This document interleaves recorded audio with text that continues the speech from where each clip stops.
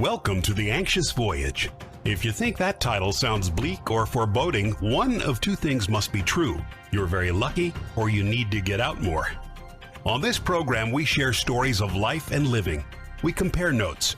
We discover commonalities. We accept that life is a glorious, heartbreaking thing, and we embrace and celebrate all of it. Take the ride with us. We're glad you're here. Now, here's your host, Mark O'Brien.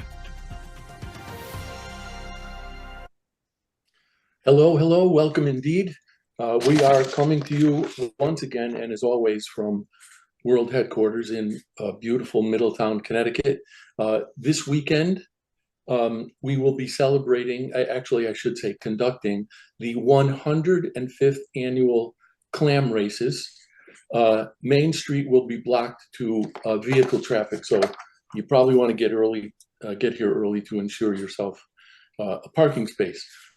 Before I introduce my guest, I just want to give the benefit to our audience of the sort of backstory here. So a little while ago, I was, 4 or 5 credits short or something like that for my PTC, which is my professional troublemakers certification. So it occurred to me that if I introduced these 3 characters to each other, they would create so much trouble of all kinds that I'd be a shoo-in. So sure enough, what happened was, after I did that, I was named honorary chairman of the PTA, which is the Professional Troublemakers Association. So to all 3 of you, I have to say thank you. I couldn't have done it without you, and you're all just amazing. So I will introduce you in the order that I see you on my screen. We have this sort of Hollywood Squares thing working here. So Diane Wyzga is from Whidbey Island, Washington. Former Navy nurse and attorney. That just boggles my mind. And now, would it be fair to say story coach? Story guide. Story guide. There we go. Gina Mazza, you live in Tennessee somewhere. And you are also a poet, a writer, and a publisher, or at least aggregator of collections of poetry. And I will share with you now that when I share, I'll ask you for more information later, but when I share the recording of this broadcast later this week, I'm going to put a link to each of your websites so people will be able to find you. And Gail, you are a ghostwriter particularly for women's memoir. Is that correct? Yes, it is. And of course, I've read a book that I think is 10 years old now, Finding Zoe, which was just incredible. So the first thing I want to ask the 3 of you is, since you are all since you all help people facilitate their writing, where the hell were you when I needed you? What do you mean by that? I mean, you left me out there winging it.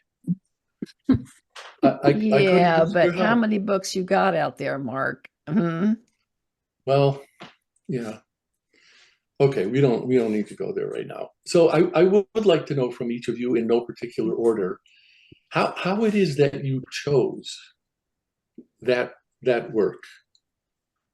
Want me to pick on somebody? Okay, I'm going to start with you, Gina. How and why do you do what you do? And what is it? I'm going to guess it has to do with an affinity for language. And if it's not that, how and why is it that you do what you do? I do feel like it chose me really early on in my life. And you're right. I mean, it is an affinity for language. My favorite childhood book was the Webster Dictionary. I would create games for myself of, like, if I didn't know a word, I would put it on a rule line paper, a list of things, words to learn. I mean, I was very young, very, very young. I just have always loved the lyricism and language of writing words. And jump ahead to, my teenage years, I would say that the work that I do now was precipitated by, certain individuals in my life, whether they were, family or teachers or whatever, that kind of discouraged me from expressing myself creatively, not just with writing, but with dance. I was told, oh, you can't make a living at that, or get a real job, kind of thing. And so I think it really set the stage for my wanting to help other people who write or want to write overcome those voices that aren't their own and the voices in their head from society, from people that they know, or just in general, not feeling confident enough to tell their story, to help them through that and to get them to a place where they're able to freely create and feel really good about it and have fun with it. Mm. Gail, what brought you to the work you do? And forgive me if I seem at all distracted while you're talking, but I'm making notes here because this is already brilliant. So what is it that brought you to what you do, Gail? A lot of things. I always was good with words and was a writer. And when I was a teenager, I wrote poetry and songs and music and all that stuff. And I started my career as an advertising copywriter. I mean, the thought of writing a book it was not me, but I felt that I could earn a living writing ad copy.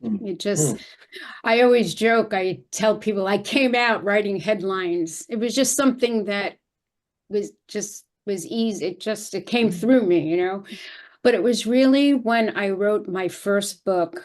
It was a self-help book.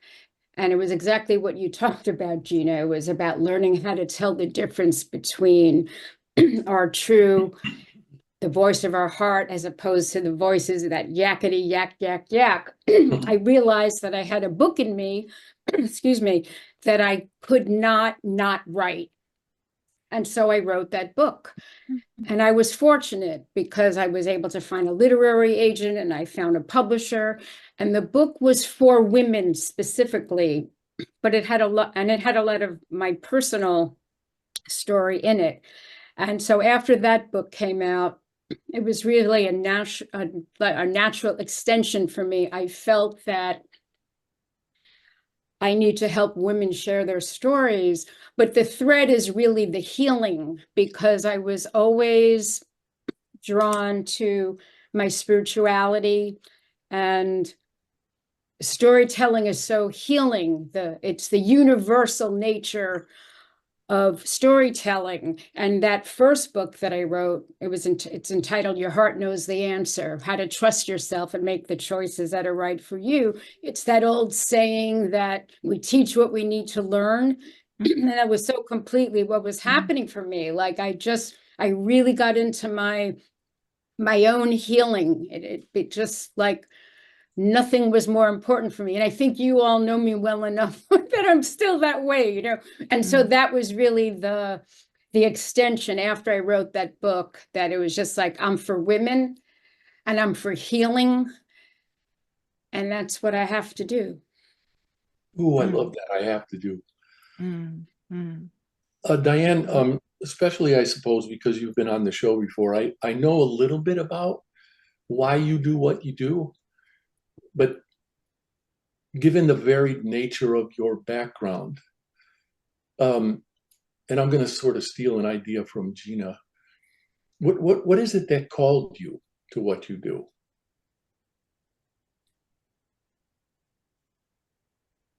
I can say I was called to walk the Camino. I can say I was called to an outward bound 2-week adventure in the Rocky Mountains. I can say I was called to various events in my life, but I cannot say with the same clarity that I was called to this work. Now, that could be because it's whispering and I'm not listening, or it's still waiting for me to recognize what a calling to this work is. what I can tell you is that I came up at a time when children were supposed to be seen and not heard. And it's dumb because I can't imagine that there's any kid out there that doesn't want to be heard. And yet that notion was reinforced in churches and in schools and in communities. And the overall effect for children coming up, especially girl children, was not to have a voice because you're not supposed to. And I think we bought into it, or we were bought into it, or maybe we were sold into it. And so over time, the work that I did do, whether it was in nursing or business or law or story, had to do with voice, saying what you mean and meaning what you say. And so when I came to Whidbey, I was at a crossroads. So my litigation consulting practice of a dozen years had pretty much ended. There were a lot of changes in the litigation world. And here I had washed up on an island wondering, now what do I do? We have many, many, many artists on the island. And I thought, okay, let's figure out something that has to do with story, with a nod to the art of it as well as the science. And as I began to explore what that next chapter or epoch in my life was going to be like, I recognized that we're back to voice again. We're back to helping women say what they mean and mean what they say. And more importantly, helping them in their work be seen, heard, understood, and listened to. Because that fades, whether, it's 5th grade, 6th grade, 7th grade, that notion of being seen and not heard is still there. It's still prevalent. So the work that I do, I think really does come down to that. If I wanted to resurrect my life, how did I go about doing that? And once I figured that out with the help of the world, then how can I help other women connect their narratives, amplify their voices, say what they mean and mean what they say? So I think I think it does circle around, and maybe that's a calling. All I know is this is who I am right now. That's it. Sorry to get all excited about that, but when you were talking about the things that you were called to or called to do, I was wondering, is there a difference? And I would like to know what all three of you think about this. Is there a difference between what we might take to be our calling and who we are? And I ask that in part because I, for one, feel much more like who I am today than I ever did. And I think I otherwise would have called writing my calling. But now I'm thinking, as a result of what you just said, maybe it's not. Maybe it's who I am. Maybe it's who I always was. What do any of you think about that? Maybe it's your writing that's the expression of your who. Mm-hmm. So when I work with women, I go back to Simon Sinek and say, yes, knowing what your why is important, but preceding your why is your who. So when we go back to do the archaeological dig on ourselves and looking through that past civilization, looking for those tips and clues and thoughts, little shards of pottery that are in the sand, the values and the beliefs that we had when we were 5 and 6 and 7, because things are pretty much formed by then. So it could be that the way in which we express our who, and say in your case, Mark, is by what we produce or create. So the calling with the cosmic contract that we signed might be the agreement to show up as your who and express your who in your particular way, which in your case, in part, is writing. Gina and Gail, I would still like to hear what you think about this, but I'm being partly facetious when I say this. Diane, I think we're on the verge of a Dr. Seuss book, because I wonder if the question should be, why are you your who? And I think I have an answer for that, but Gina, Gail, I would love to hear from you on the difference between, if there is one, your calling and who you are. I think a calling is, in my experience, it's something that won't let you rest. Like it won't be denied until you pay attention to it. And there's a propulsion towards it that isn't energetic necessarily. It can be effortless. It's like always there waiting to be received by you. Whereas the outside world is all about effort and productivity and pushing and striving and goal setting and all of that. Calling is just, just in its own graceful way, just sitting there waiting for you to acknowledge it and to run towards it in some way. So in my experience, what I do and who I am is one and the same. Mm-hmm. It's so interconnected and so interdependent that, and I feel like story is that way. Like story in general is the reason why it's so effective, is because it doesn't pick apart disparate parts of our beingness. It's able to, be large enough to hold the entirety of the essence of life, of existence, of what we do and who we are. And it shows the connections between all of that. That's why sometimes, thinking about the more left brain, right brain, like the scientific side of things, where science perhaps is trying to differentiate and extrapolate out certain things in life and kind of feed it back to us as like, yes, this is how it is. Well, yes, maybe in that piece of reality, that's how it is. But when you connect it to the entire organism, right? It may not be the story that we're telling about it in the scientific community. So not sure that everyone experiences their calling in that way, but I certainly have. It's the thing that just kept speaking to me, like, yeah, this is who you are. And like Gail, I didn't start out as a full-time author, journalist, writer. Mm-hmm. I went the corporate route as well, because again, I was told that story that, you have to have a real career.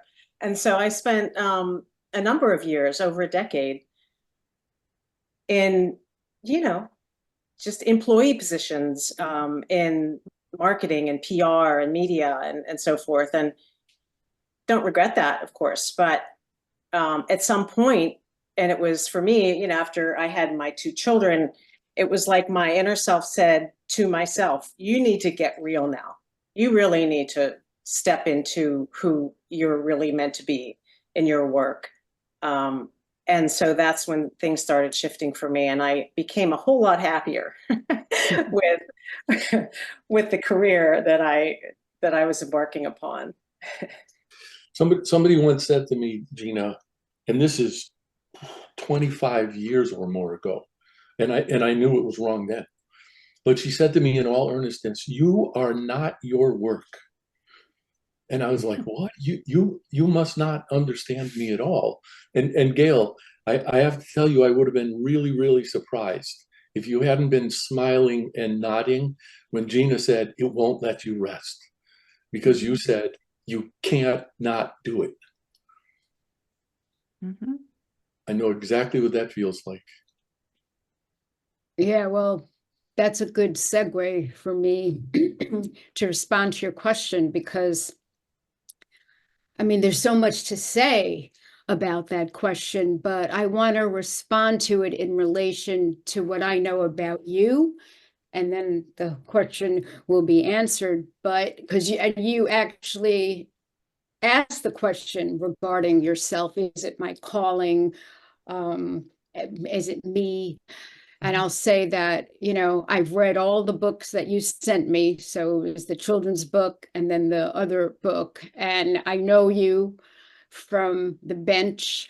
And I know that I would say, for whatever reason, I see your calling is that you have to express yourself, whether it's through writing or speaking in the bench, that you are. I see it as an inquiry of healing. I really do. I'm always going right to the healing, but I see that in you big time, in every anecdote that you shared in your book. It's about healing. And so we're talking about, writing and story and words. And my response to you is that it's like, it doesn't matter what we even call it. Let's get beyond the words. It's like, Just do it.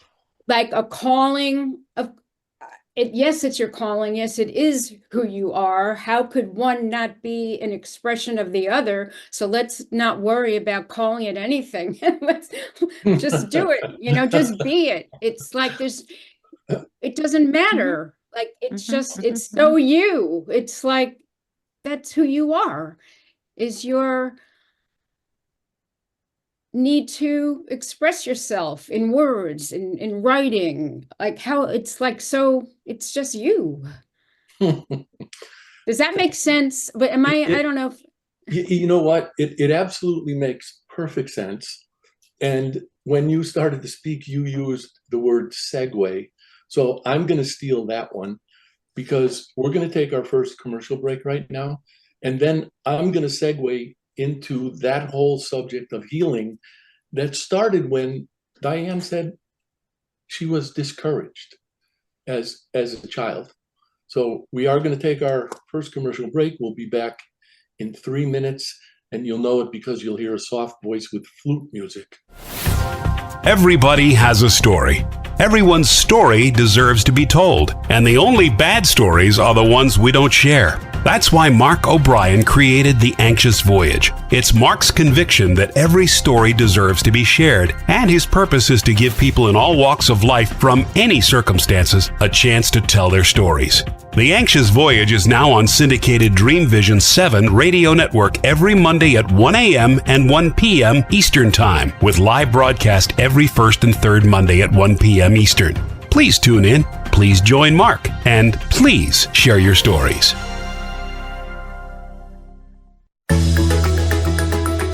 Ever wonder what it's like to have your own radio show? Well, wonder no longer, because you can dip into the radio airwaves by being host for the day on syndicated Dream Vision 7 radio network. It's a fabulous way to get your radio feet wet. It's an opportunity to market your business, modality, or book. Have a guest, mention a sponsor, and take callers. Or you may want to facilitate a lesson by going solo. It's up to you. Listeners can be online, mobile, in cars with Bluetooth, or listen through Amazon's Echo by asking, Alexa, play Dream Vision 7 Radio Network. For more details, go to dreamvision7radio.com and click on Host for the Day.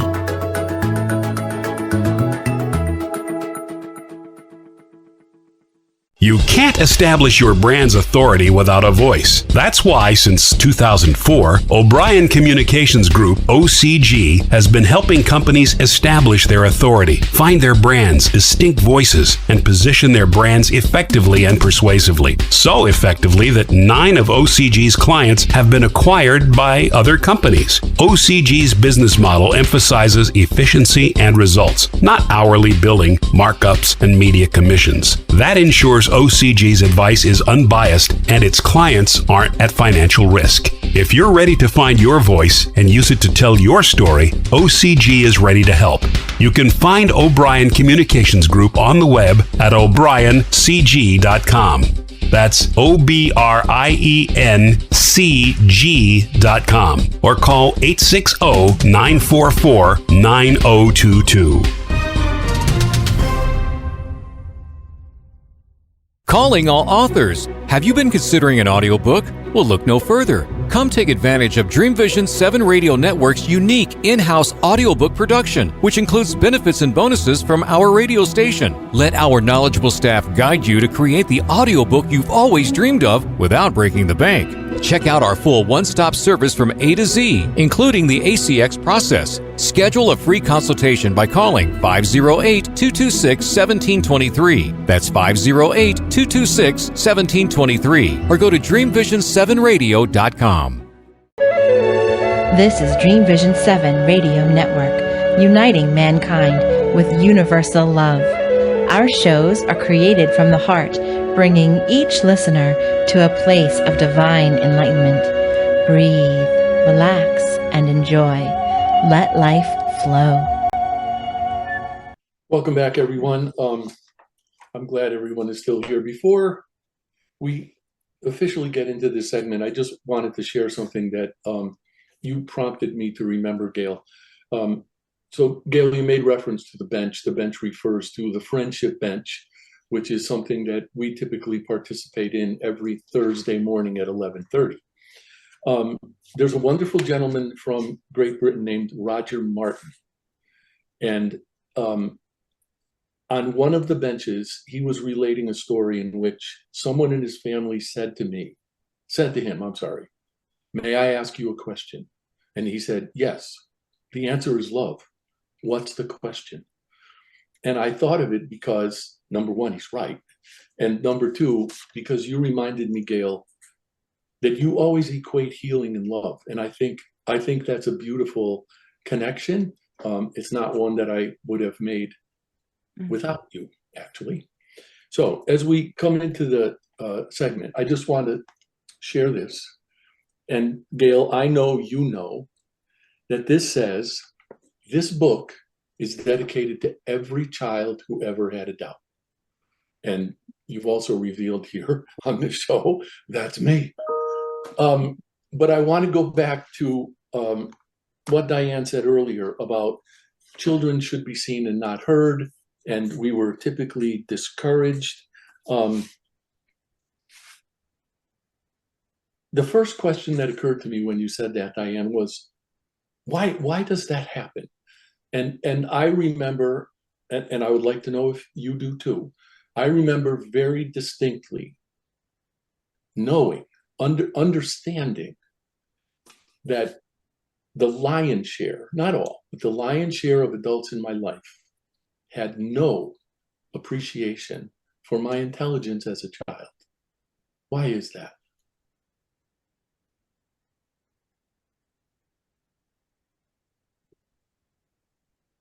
Well,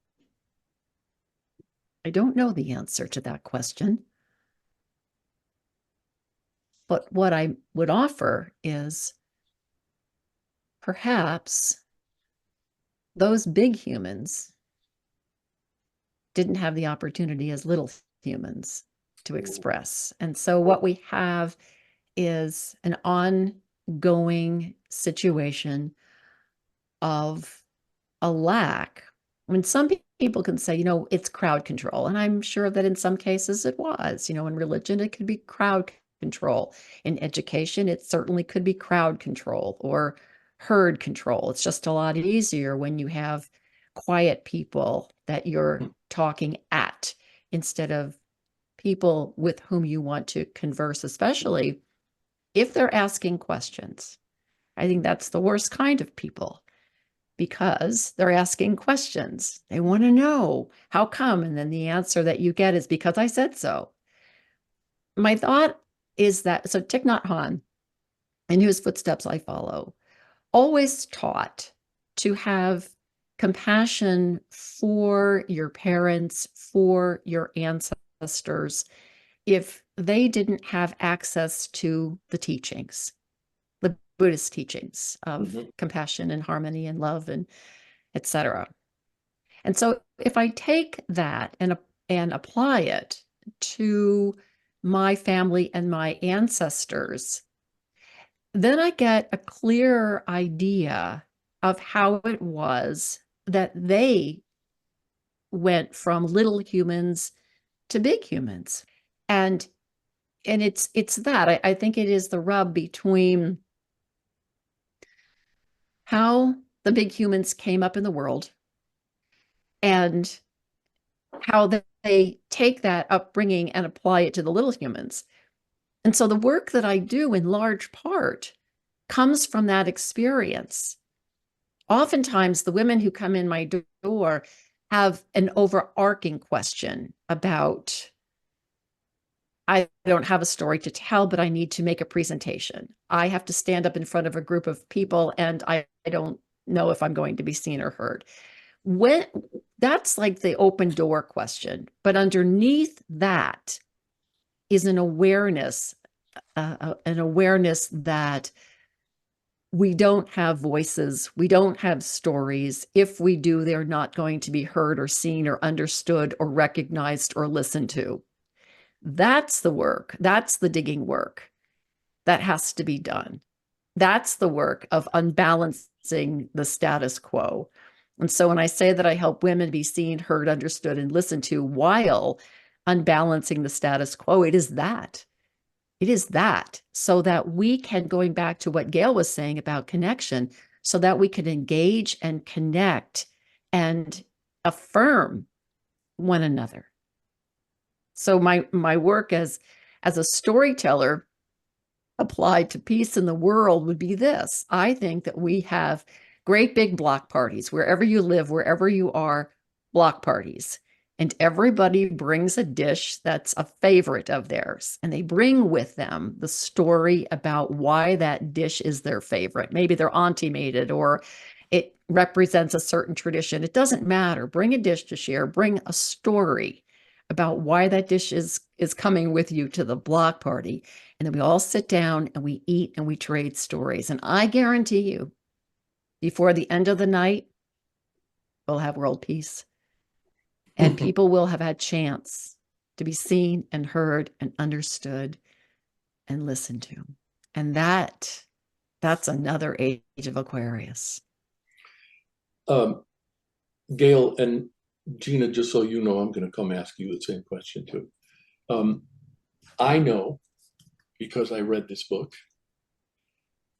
I know that Brandy found affirmation through working with you and working with you to tell her story. I also very strongly suspect that you found affirmation as well. Would that be fair? That I found out information? That you found affirmation in working on this book as well. Oh, affirmation. Oh my God. Yeah, it was, yes, I knew that I had a gift. And that was like, there was no denying that I could connect the dots in such a way to really, because again, for me, it's about the healing and how the universe, as you know in the story, how the universe conspired, the divinity of what happened to bring this mother and this daughter together. And yes, it was very affirming, very affirming. Mm-hmm. About the fact that I believe that not only, no, that's not the right word. It's not belief, because a belief is a thought, but that I live that the truth, that there is some kind of divine order that is guiding us in our lives. I mean, it certainly doesn't mean we don't have pain and discomfort. I mean, on the contrary, I think that's what is our impetus to let go of what we need to, so we can know who we truly are and that we are one with God or the universe. That's my beliefs. And I forgot where I was going with this. I'm sorry. Sometimes I make these connections and they go all over the place. And then sometimes I lose track of what I was trying to say. I'm sorry. That's all right. And Gina, I do want to ask you, because I also have the distinct sense, and I know from having spoken with you about this before, that you went through a period in which poetry was just sort of revealing itself to you. And so you would get up and write it down. And then I know you did this collection, and there must have been affirmation in that as well. But I just want to share this before we move on. Yeah, I knew when I read this that I would never forget. It's on page 229. I will always remember this is on page 229. Judgments aren't necessary. What was wrong for them was perfect for Tim and me. Their acting on their truths allowed for the unfolding of true harmony. 229. Never forget it.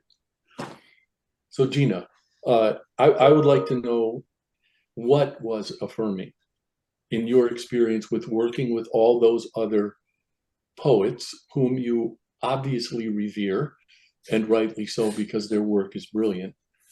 What kind of affirmation, aside from what you gave to them by believing in their work, did you derive from working on that? You are on mute, Gina.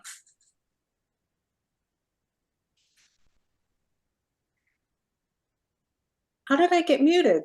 I don't know. I'm going with gremlins. I don't know. So I'd love to answer that question, and also answer the previous question that you had asked about, why does this happen? Why are we discouraged when we're young? And I think it's a multi-pronged answer and a really important question to ask. And we're not going to solve that on today's call, but it is definitely societal. It's definitely cultural. It's definitely generational. It's all of those things. And I also agree that at some point, well, I'll say too, that I feel a lot of it is a trauma response too. Like, people are just acting out their stress or their trauma on you as a child.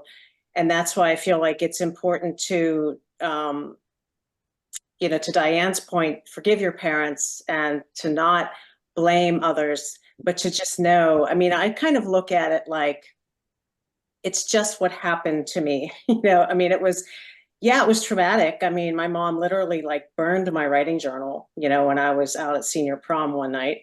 And things like that happened, but it's just what happened. And that's the way that I tend to look at that, as well as other traumas that have happened in my life, because none of us get out unscathed, and we're not here to get out unscathed. We're here to have all of life happen to us. Right. So, the sooner we can get beyond that place of I was wounded, and we can get into the healing of the wounding and get on with it, then I think that the better off we are. And again, I think a lot of this weight that's put on children is because the adults aren't resolved yet in themselves, and so they just, transpose that on to the kids. So the more we can work on our own inner healing and our own self-realization, the better off everybody will be, especially those who become parents and have kids, But your question about affirmation, it really does, for some kooky, odd reason, bring me great joy to help others get to the point where they're expressing themselves to the world, to an audience, to come out of their own hiding and help them, their writing in particular, see the light of day. And so when this intuition came to me about partnering with other poets and collaborating and co-creating this book together, which is called Essential Astonishments, it really, I mean, I have to say, again, oddly, it was the impetus that got me excited about actually writing the book and having it go through the publication process. Just me, again, on my own doing it wasn't enough to jazz me. But when I started reading these other poets' work and seeing the threads of the themes that we're weaving, and just the creation of 6 voices together was really exciting. So that was my affirmation was, you know, and it was such a seamless process too. I mean, they all just enjoyed the entire process of pulling this book together and publishing it and sharing it. There was no, creative disagreements or anything like that sometimes happens in collaborative efforts. It was all just joy, joy, joy all the way through. So, and yeah, I think we're here to experience that joy in our work. I think not enough of us feel a sense of awe or wonderment or joy or deep, deep gratification about that which we toil at. And I think that's kind of crazy. I think, again, we're here to live the full human experience. And that doesn't mean, going to a 9 to 5, watching the clock tick and waiting till the end of the day. You know what I mean? It's just such a relentless cycle to do something that you don't enjoy doing. Whereas when you enjoy doing it, just the hours fly by. You don't have enough hours in the day. So, amen to that. We will, at this point, take our second and final commercial break. We will be back in 3 minutes, and we'll do it again. See you in a minute. Sorry, 3 minutes. Are you ready for the quantum age? Humanity's next step in evolution? Dream Vision 7 Radio Network invites you to the extraordinary platform of evolutionary voices for the quantum age. Let's explore. Learn more about this upcoming age where we bridge science with spirituality. Where potentiality meets reality. Where we take compassion into action. Our trailblazers and visionaries will ask the whys, the what ifs, while igniting continuous possibility. Come along with us into an age beyond what we know today, where we can grow together in unity consciousness. Experience evolutionary voices for the quantum age, Monday through Friday at 8 a.m. and 8 p.m. Eastern on DreamVision7Radio.com. You can't establish your brand's authority without a voice. That's why, since 2004, O'Brien Communications Group, OCG, has been helping companies establish their authority, find their brands, distinct voices, and position their brands effectively and persuasively. So effectively that 9 of OCG's clients have been acquired by other companies. OCG's business model emphasizes efficiency and results, not hourly billing, markups, and media commissions. That ensures OCG's advice is unbiased and its clients aren't at financial risk. If you're ready to find your voice and use it to tell your story, OCG is ready to help. You can find O'Brien Communications Group on the web at o'briencg.com. That's OBRIENCG.com or call 860-944-9022. Calling all authors. Have you been considering an audiobook? Well, look no further. Come take advantage of Dream Vision 7 Radio Network's unique in-house audiobook production, which includes benefits and bonuses from our radio station. Let our knowledgeable staff guide you to create the audiobook you've always dreamed of without breaking the bank. Check out our full one-stop service from A to Z, including the ACX process. Schedule a free consultation by calling 508-226-1723. That's 508-226-1723. Or go to DreamVision7Radio.com. Everybody has a story. Everyone's story deserves to be told. And the only bad stories are the ones we don't share. That's why Mark O'Brien created The Anxious Voyage. It's Mark's conviction that every story deserves to be shared, and his purpose is to give people in all walks of life from any circumstances a chance to tell their stories. The Anxious Voyage is now on syndicated Dream Vision 7 Radio Network every Monday at 1 a.m. and 1 p.m. Eastern Time, with live broadcast every first and third Monday at 1 p.m. Eastern. Please tune in, please join Mark, and please share your stories. This is Dream Vision 7 Radio Network, uniting mankind with universal love. Our shows are created from the heart, bringing each listener to a place of divine enlightenment. Breathe, relax, and enjoy. Let life flow. Welcome back. And, oh, sorry. This time the gremlins got me, Gina. Anyway, welcome back. Thank you. I'm glad you stayed. I just want to say, as a result of what I noticed about the majority of adults in my young life, I went out of my way to let my sons and now my grandchildren know that I recognize and appreciate their intelligence. And some of the things that they have said to me are absolutely mind-boggling. I can't imagine how they know what they know at their young ages, and to deprive them of appreciation for that just strikes me as completely wrongheaded. I do want to jump back to something that you said earlier, Diane, and then Gina, you said something that I at least connected with what Diane said.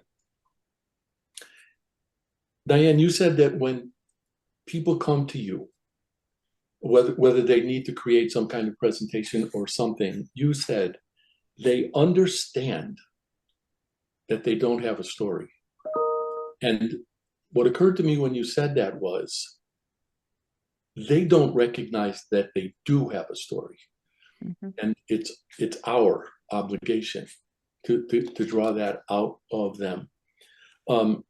And Gina, you said something that I thought was remarkably beautiful. You talked about your responsibility to bring people out of their own hiding. So I just want to ask the three of you, given what we said about the way we grew up, and that some of that was probably attributable to the unresolved issues, we might not even have to go so far as to say trauma, but from our parents' upbringing. Do you think, do we think that coming out of our hiding is a way of escaping that trauma? Okay, I'll go first. I do. How about if we were to say it's a way of making use of it? Oh, this is exactly why I love this program, and I love the three of you so much. I knew all three of you would say things that I would never have thought of. Brilliant. Yes. Make use of that. And what did you mean by escaping, though? That was an interesting choice of words. Oh. Ooh. Well, Doesn't escape indicate a running from? Yeah. Right, right. Like, why not say healing from our trauma? So, Gail, I don't want you to think that I'm keeping score, but this is the second time in this conversation that you've outed me. Uh-oh. I'm joking. I'm joking. No, you're exactly right. That is exactly what that indicates. Well, this is why I say that story is medicine, and it has been for millennia. I doubt that we would even survive or would have survived without story. So I don't think that it's necessary to acknowledge the healing as it's happening. It is, writing in particular, and there's a lot of studies that we could get into about the actual connection between the brain and the hand when you're actually writing, and not typing, but writing, but even just articulating our story. There's something different about writing it than speaking it even, that has very, very good effects on moving through what we're speaking about. I don't think it's necessary to even say that we're healing, because it kind of happens through osmosis, and you don't even really realize it. I mean, I know that, all four of us could talk about clients or friends or people that we've encountered who've spoken about the writing process, and they refer to it as cathartic, but they don't really realize that there is a catharsis happening as it's happening. It's only in retrospect that you look back and you say, wow, I feel like I'm resolved about this thing that was really bothering me, or I feel like I'm able to now forgive this person for what I perceived that they did to me or for me. You know, all of those things that are the result of writing being this powerful antidote for moving trauma through the body, through the emotional body. So I'm a very analytical person, even though I'm creative, so I try to dissect and get to the bottom of things. It might be, Scorpio sun sign, I don't know, but I try to dissect and figure things out. However, I don't think it's always necessary to do that. I think that the healing process sort of speaks for itself. And, a number of clients that really didn't even realize that they had fully lived and appreciated and seen the benefits of what happened to them in life until after they wrote and published their story. And it's a whole other subject, but that's part and parcel of why publishing your story is so powerful, because it sort of brings it to another level of acknowledgement, not just to other people, but to yourself, and you can move on from it. That's the phrase I used earlier for whatever reason, but we're not here to like repeat our same story over and over and over again.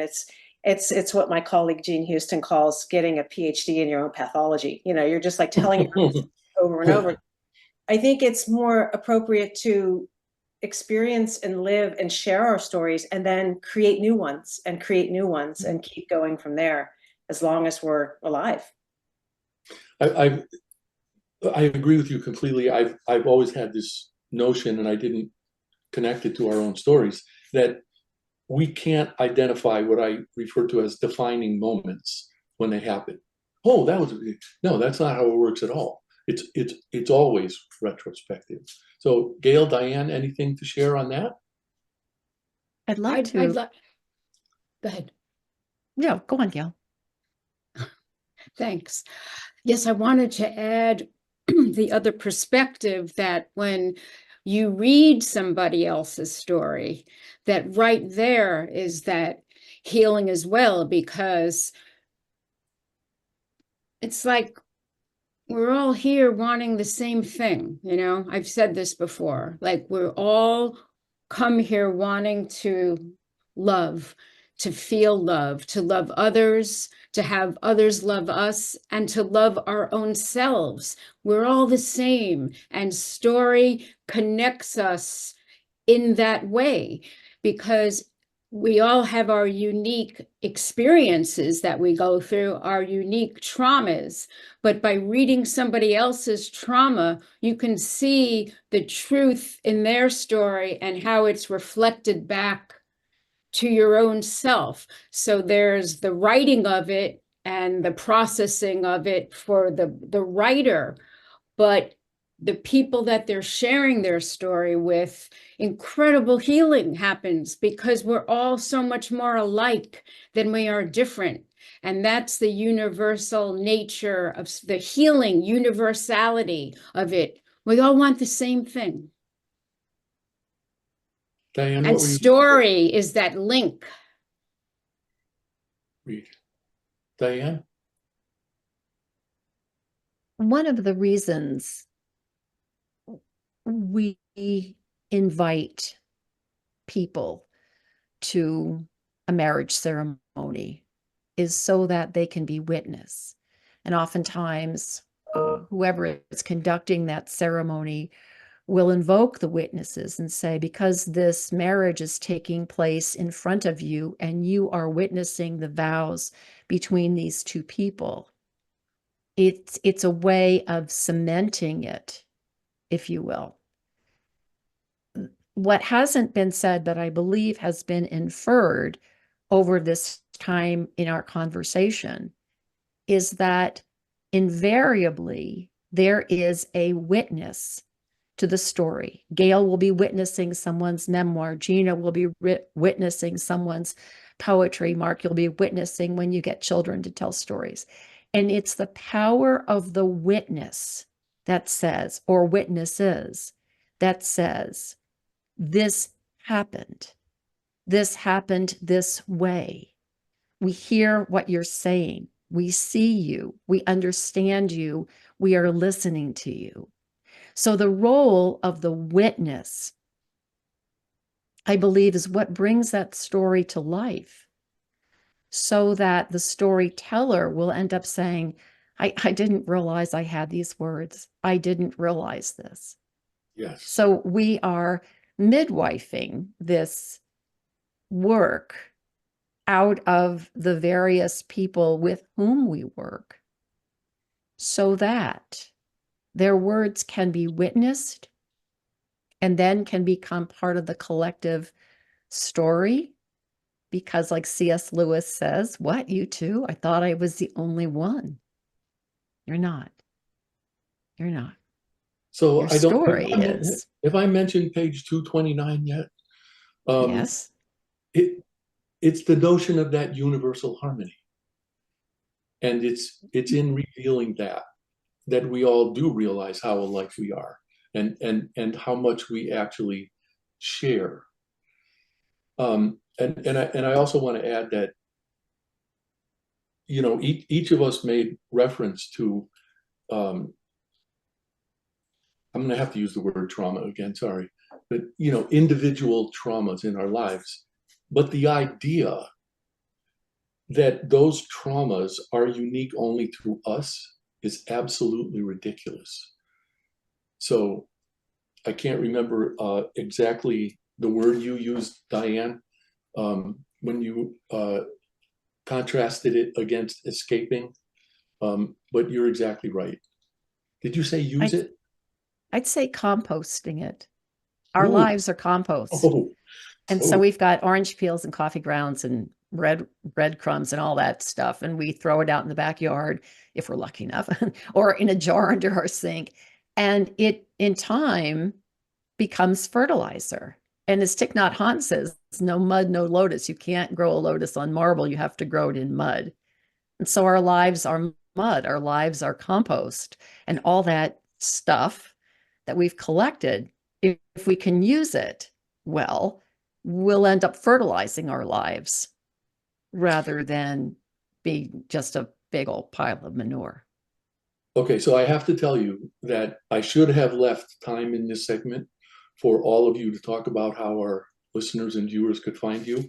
And I didn't have it in me to shorten this conversation in any way, so I didn't do it. But I will really reiterate my promise from the beginning. When I share this recording, I will make sure that there are links to your websites and your books and everything else. So everybody who's participated in this live broadcast and who witnesses the recordings will have access to it. And I just want to end with one question, Diane. Are you working on your book yet, Whidbey Island as Metaphor? The Witch of Whidbey. I will tell you very quickly, I have been handed the privilege of narrative consulting a 450-page memoir. So okay. The Witch of Whidbey's taken a back seat right now. I love that. I am immensely grateful to the three of you for being here today and for sharing with me what you did. Please don't be threatened if I invite the three of you to come back. I would dearly love to do that. And in the meantime, to everyone else who joined us today, I will be back on July 1st with Paula Parker and Nick Sternberg. See you then. Thank you for tuning into The Anxious Voyage, the program dedicated to sharing stories, helping people, and celebrating life. You can see and listen to The Anxious Voyage on syndicated Dream Vision 7 radio network every Monday at 1 a.m. and 1 p.m. Eastern Time, with live broadcast every first and third Monday at 1 p.m. Eastern. If you have a story to tell, or if you know someone who does, please email the host, Mark O'Brien, at mark@o'briencg.com. In the meantime, please remember, the only bad stories are the ones we don't share.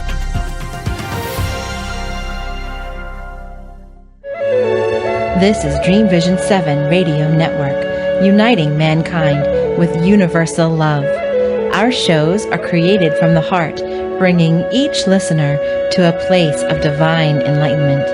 Breathe, relax, and enjoy. Let life flow.